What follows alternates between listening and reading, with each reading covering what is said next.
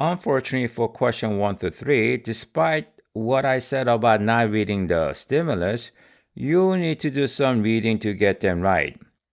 But even here, you can still eliminate a couple of answer choices just by reading the questions carefully. For question 1, you can eliminate choice A, Roman Catholic influence, because Whitfield was a Protestant preacher from Ireland. That rules out any connections to Catholicism. Correct choice is C, transatlantic exchanges, because Whitfield had to cross the Atlantic Oceans to reach the British colonies. His impact is a perfect example of religious ideas moving across the ocean and influencing colonial culture. For question 2, zero it on the phrase open air preaching in the question. That tells you something about breaking from traditional religious structures. Then, from the passage, look at the line multitudes of all sects and denominations that attend his sermons. That points to greater independence and diversity of thought, which is why B is the correct choice. For question 3, it helps to think about why Reverend Whitfield was in the colonies in the first place, to preach. The question asks what his preaching represents historically. The answer is pretty straightforward. D. The expansion of Protestant evangelism. That's exactly what was happening during the First Great Awakening, and Whitfield was one of its biggest figures. Question 4 to 6. Title of the graph: Migration to the United States 1820-1860 is a helpful clue. It allows you to eliminate several answer choices and make educated guesses based on timing and context. Question 4. Pay close attention to the date mentioned in the question, 1843 to 1854. You can eliminate choice A and C because the U.S. government wasn't actively encouraging migration at the time. In fact, the country was dealing with the rising tension between the North and South, especially over the issue of slavery. Choice D, adoption of free trade policies, doesn't explain why people would leave and move to the United States. That leaves B as the correct answer. Economic and political difficulties in Germany and Ireland. If you remember from AP World History, Ireland experienced the Great Famine from 1845 to 1852, and Germany faced political upheaval, particularly during the failed revolution of 1848. These were major push factors driving migration. Question 5. The question focused on the trend in immigration after 1845.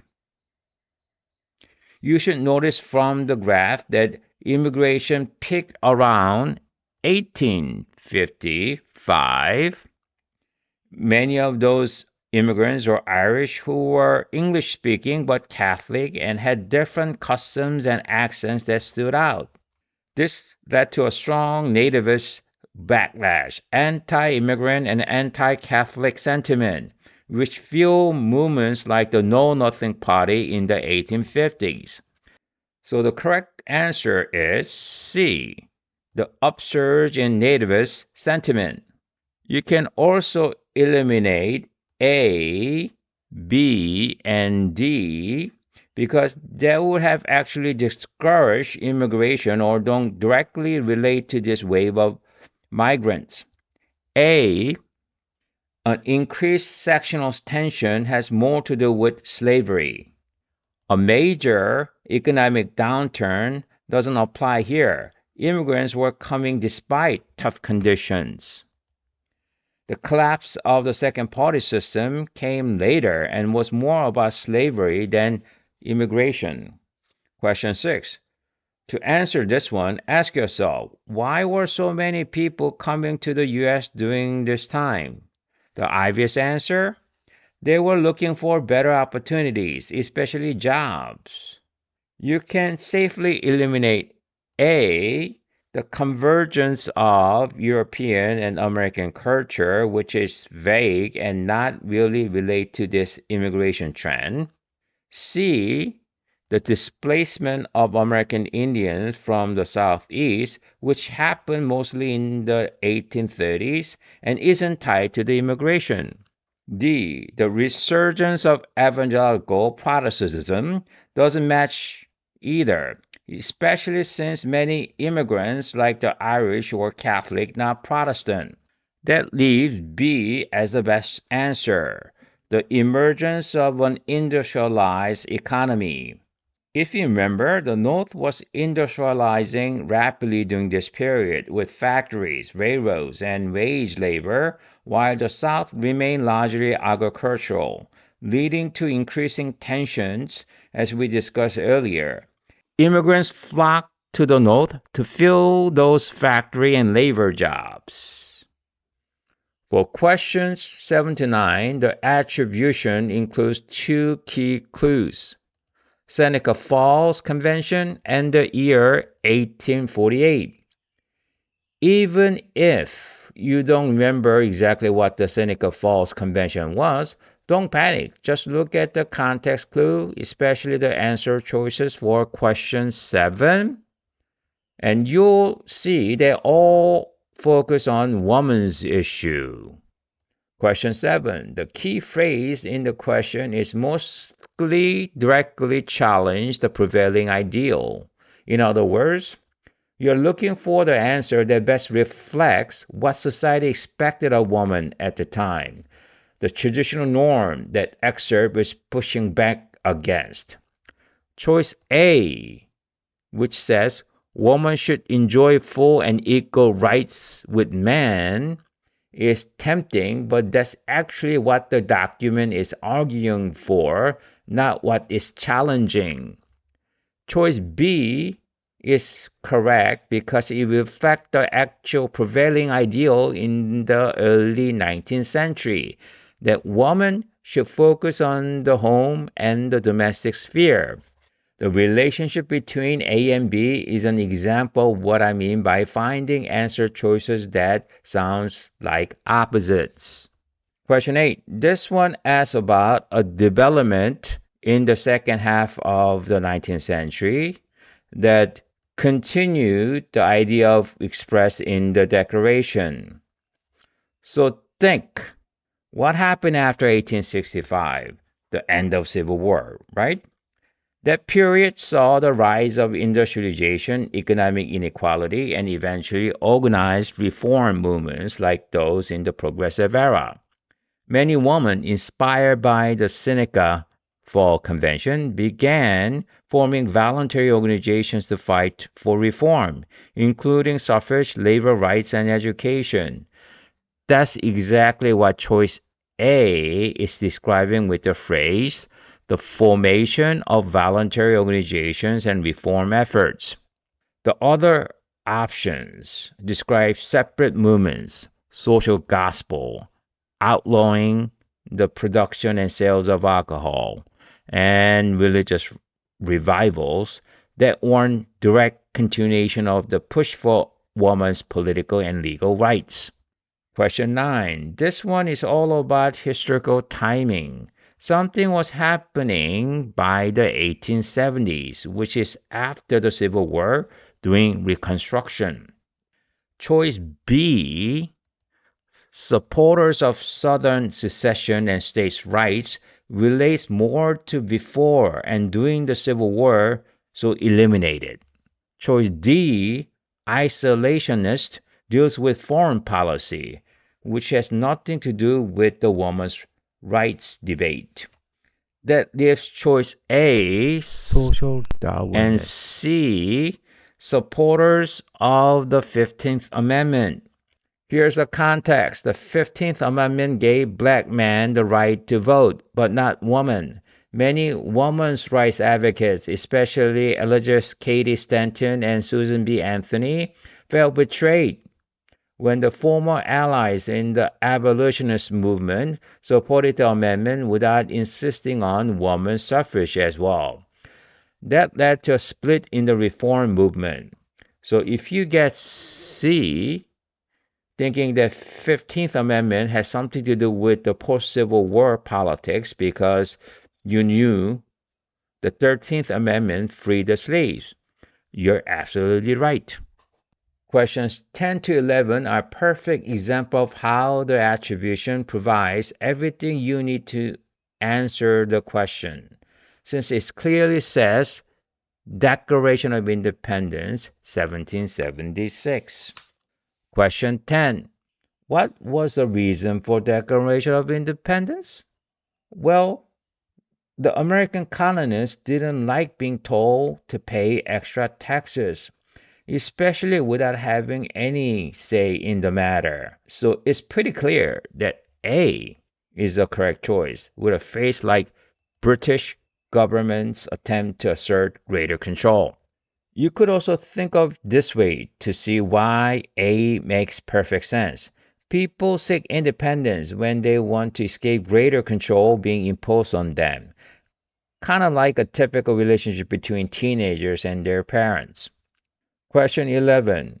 You should also remember the famous line, all men are created equal, whenever you are dealing with the Declaration of Independence.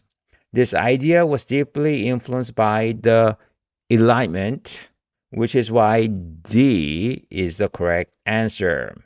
Questions 12 to 14 are another great example of how everything you need to answer the question is right there in the attribution, which says Brown versus Board of Education. This landmark case is often taught as early as elementary school. It marked the beginning of the end of segregation, and it was a major step toward achieving racial equality for African Americans. Question 12. It's pretty clear that D is the correct answer because it's the only option that directly discusses segregation, which is exactly what Brown versus Board of Education was about. Southern states responded by shutting down public schools to resist integration. That was the most immediate result of the decision. Question 13. At first glance, all of the choices might seem possible for the question about a growing belief in regard to what the power of the federal government should be used to. But remember, Brown was specifically about ending racial segregation in public school. So the correct answer has to relate to race. That's why A is the correct choice. It's the only one that focuses on promoting greater racial justice. Question 14. Don't get intimidated by all the famous Supreme Court cases listed here. They're important, but you just need to stay focused. For this question, you're looking for the case that the Brown decision reversed. So look for ones that deals with segregation.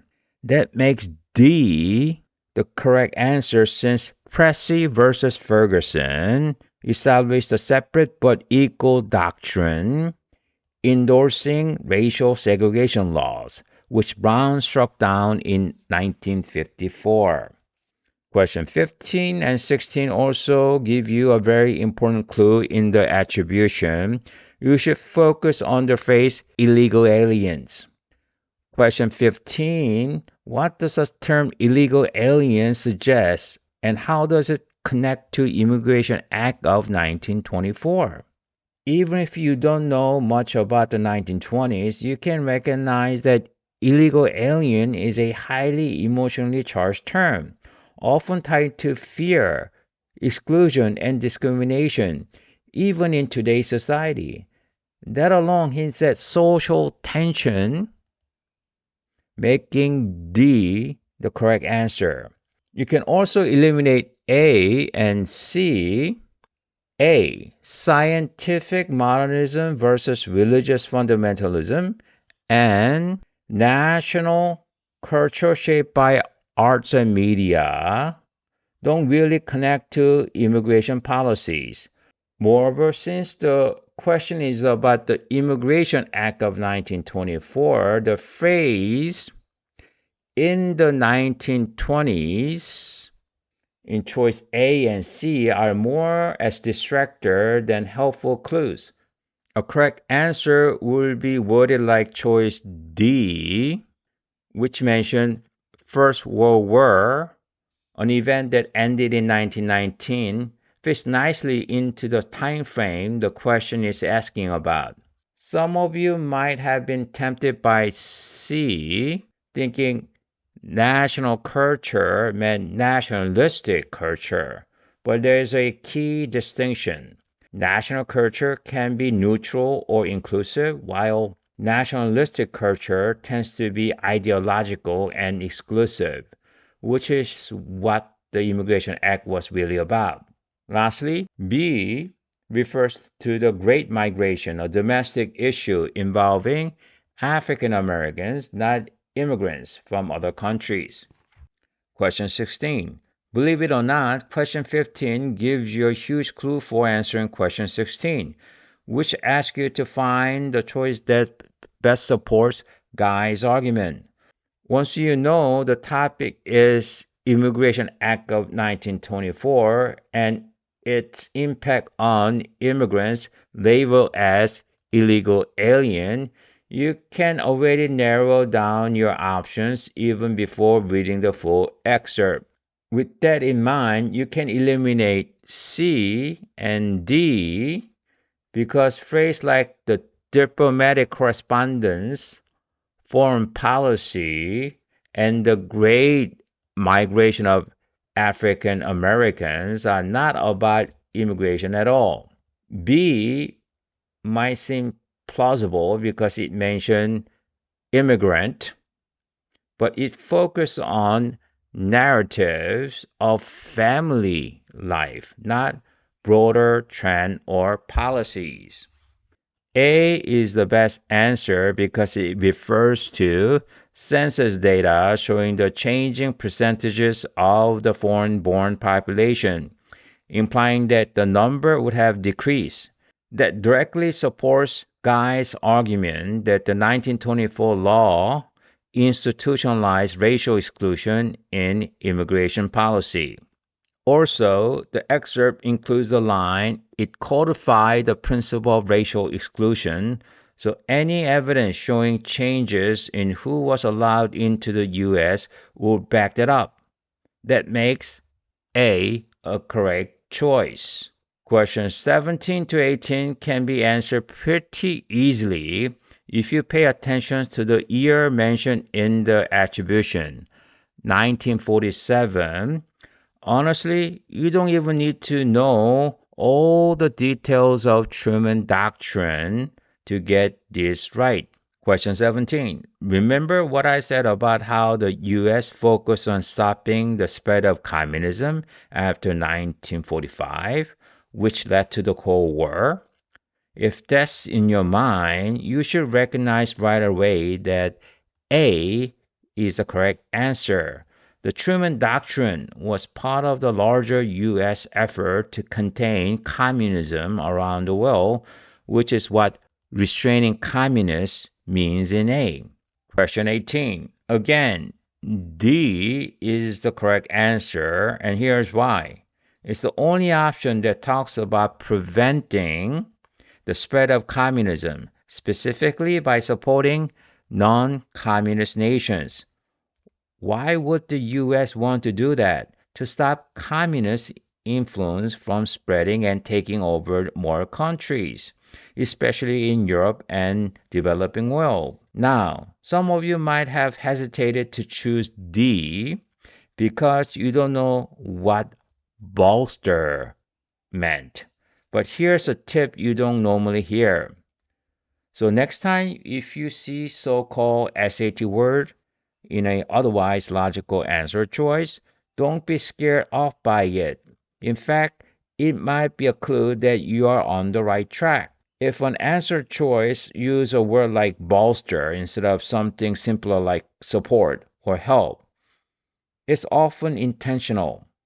More test takers were likely to get the question right if simpler language were used, so the test writers sometimes include more advanced vocabulary to make the correct answer seem intimidating or less obvious.